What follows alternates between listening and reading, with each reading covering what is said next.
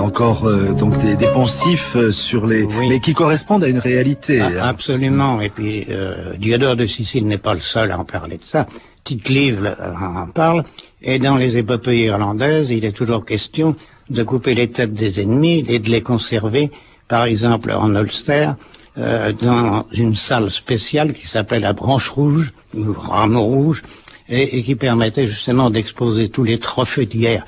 Il fallait couper la tête des ennemis pour que cet ennemi soit définitivement vaincu, mais conserver également la valeur de cet ennemi.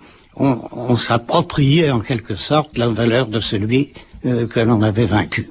Voilà, ça aussi c'est un élément évidemment qui doit remonter à de très hautes antiquités, enfin à des périodes extrêmement reculées dans le temps. Alors je pense que ça doit remonter bien au-delà des Celtes et précisément peut-être dans les religions mégalithiques que l'on ne connaît pas et qui avaient certainement des rapports avec le chamanisme.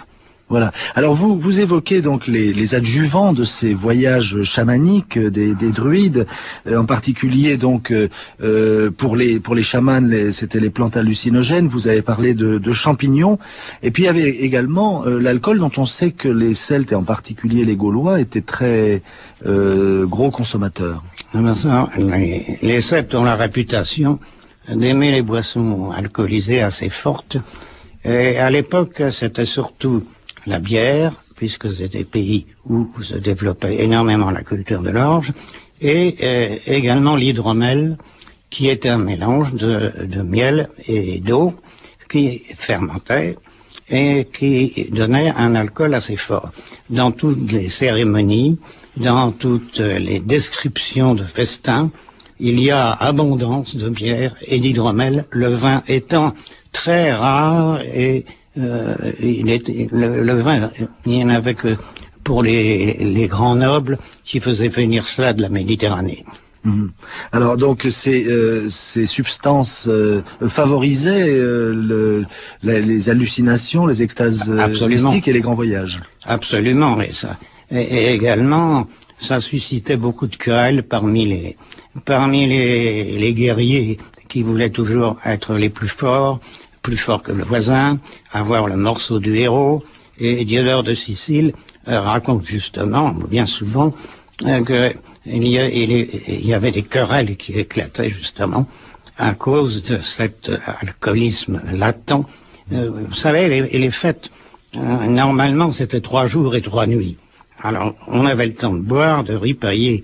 Et quand on voit, justement, dans certaines bandes dessinées, les festins des Gaulois, notamment à propos d'Astérix. Oui. Eh bien, c'est vrai. Il y avait des beuveries. Et lors des fêtes religieuses, comme à la fête de Samhain, c'est-à-dire ce qui deviendra Halloween et la Toussaint, eh bien, il y avait continuellement des beuveries qui permettaient d'atteindre un haut degré de médiumnité en quelque sorte. Faut pas oublier que dans les langues celtiques, le mot milieu et le mot ivre, c'est le même. Et il y a un personnage comme ça dans la légende irlandaise qui est la reine Maeve, dont le nom signifie ivresse tout simplement, parce qu'à ce moment-là, on passe d'un état à un autre, on passe de l'état réel, l'état quotidien, à un état supérieur où on peut découvrir des choses qu'on n'aurait jamais découvertes sinon. Alors vous parlez également du rituel destiné à justement favoriser le choix d'un futur roi et au cours duquel évidemment le druide est présent. Alors le druide est toujours présent parce que c'est le druide qui fait le roi. Et il n'y a pas de druide sans roi, mais il n'y a pas de roi sans druide. Alors là évidemment, on est en plein mythe et en pleine légende. Mais c'est une légende très symbolique parce que, par exemple, à Tara, c'est le centre religieux de l'Irlande la plus ancienne. Eh bien, lorsqu'il y avait un roi suprême à donner, à reconnaître, eh bien, on faisait en sorte de mettre les candidats sur une pierre qu'on appelait la pierre du destin, la Leafoy, Si la pierre criait, dit-on, c'est que ce personnage qui venait de s'asseoir sur la pierre était destiné à être roi. Bon, il y a évidemment un symbole là-dedans. La pierre, c'est le royaume. Donc, si vous voulez, si la pierre criait, ou peut-être que c'était vrai, peut-être que c'était pas vrai, peu importe, ça voulait dire que le royaume, la terre, acceptait le roi.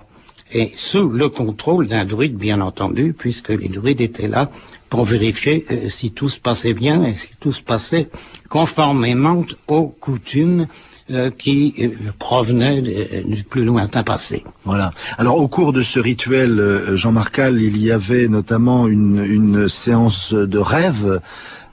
Et le rêve est très important dans d'autres rituels druidiques.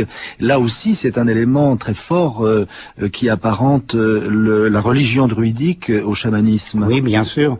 Le rêveur, qui était destiné à cet effet, mangeait de la chair de cochon ou absorbait certaines substances, se mettait à rêver et en principe, il voyait le visage de celui qui devait être le roi.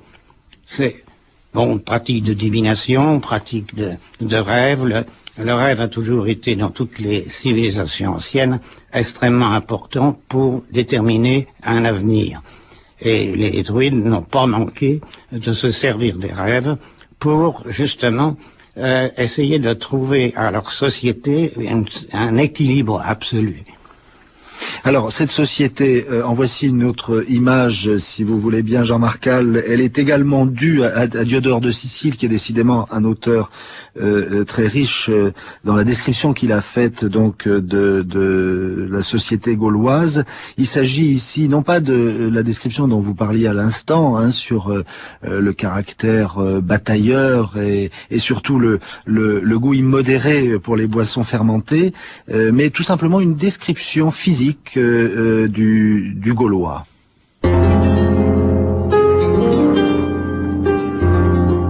Les Gaulois sont de haute taille, leur chair est flasque et blanche.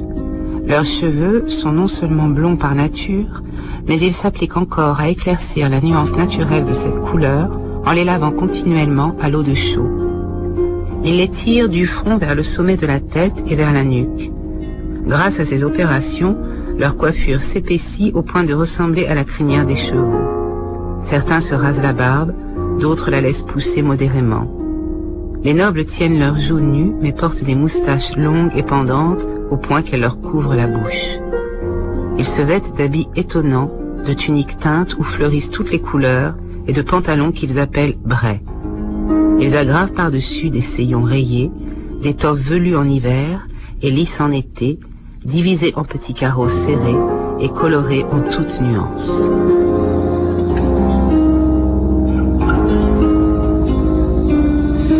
Voilà un extrait donc de la bibliothèque historique de Diodore de Sicile, un auteur, comme je l'ai dit, du 1er siècle avant Jésus-Christ, donc qui nous décrit le type physique. Oui. Certains Gaulois, mais pas tous, parce que vous savez, à mon avis, les Gaulois ne constituent pas une race du tout.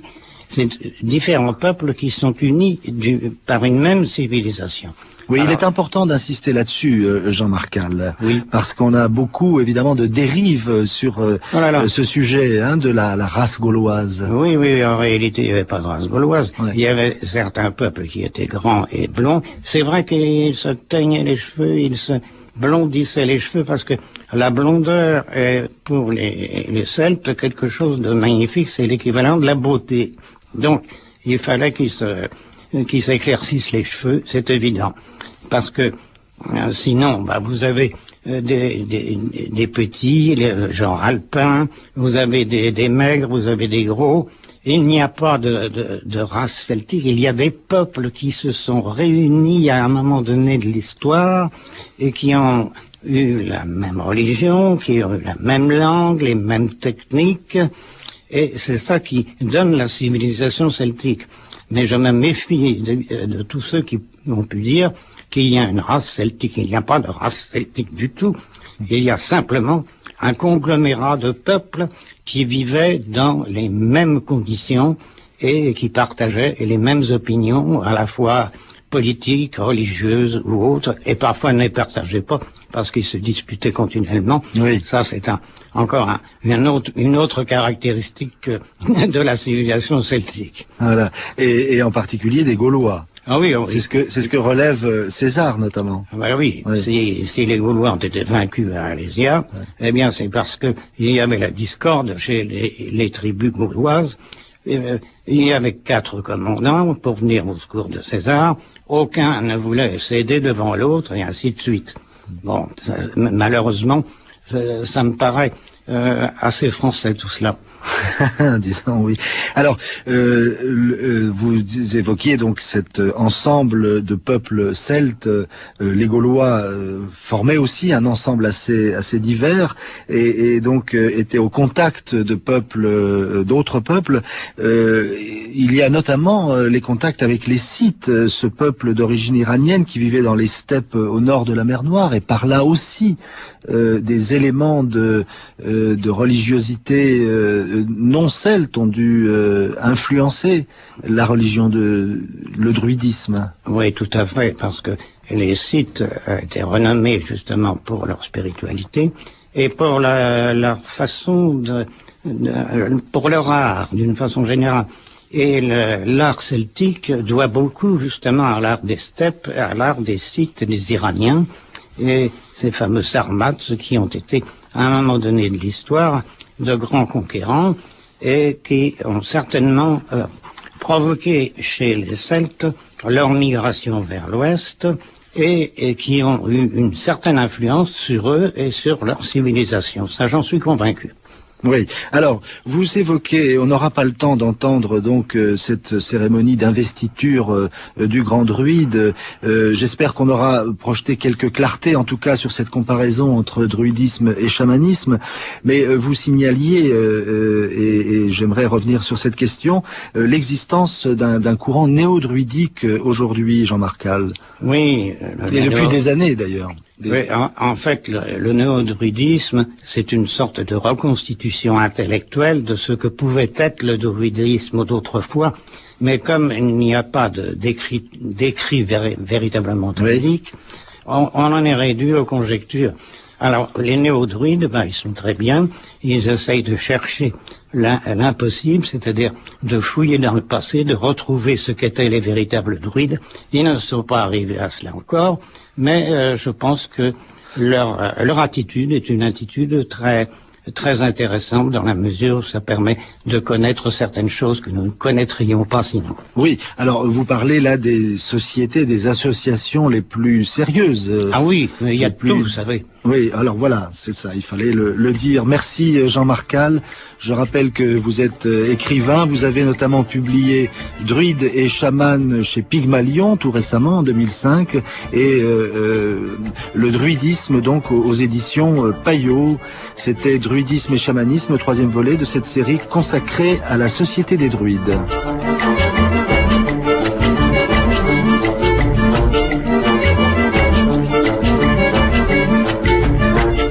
Texte lu par Yasmine Modestine, à la console aujourd'hui Ariane Herbé, Les chemins de la connaissance, une émission de Jacques Munière préparée par Avril Ventura et Meryl Meneghetti, réalisée par Doria Zénine.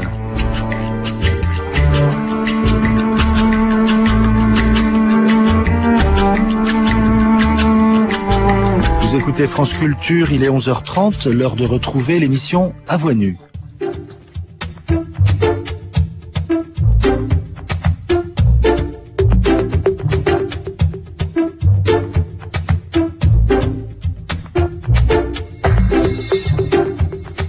À Voix Nue, cette semaine, Louis Schweitzer, entretien avec Dominique Rousset. Aujourd'hui, souvenirs politiques.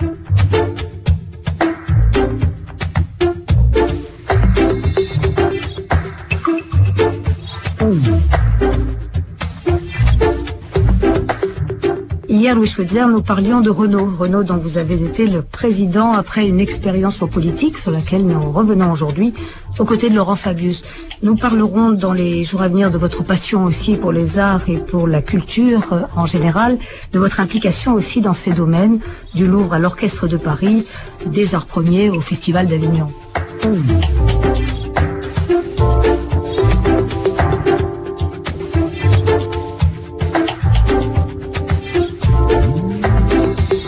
vous avez gardé comme intérêt aussi? Vous avez été professeur, enseignant, à une période de votre vie déjà lointaine? Pendant peu d'années, j'ai été professeur sur le budget à Sciences Po, mais je me suis arrêté en 1986, c'est-à-dire voici 20 ans aujourd'hui. D'accord, mais vous êtes au conseil d'administration de Sciences Po. Vous êtes De la Fondation nationale des sciences politiques. Et oui. Voilà. Vous êtes à celui de l'Institut français des relations internationales. Vous êtes C'est à vrai. celui de l'école polytechnique. Donc Non. Vous êtes... Non. Ah non, Ah. non, ça non. Tiens, ça Non, va. non. Et celui de l'ENA, non? Non plus. Non plus. D'autres encore? Je suis, oserais-je l'avouer, président du conseil d'administration d'une société pharmaceutique qui s'appelle AstraZeneca, qui est une société britannique et qui est la 7e société pharmaceutique mondiale.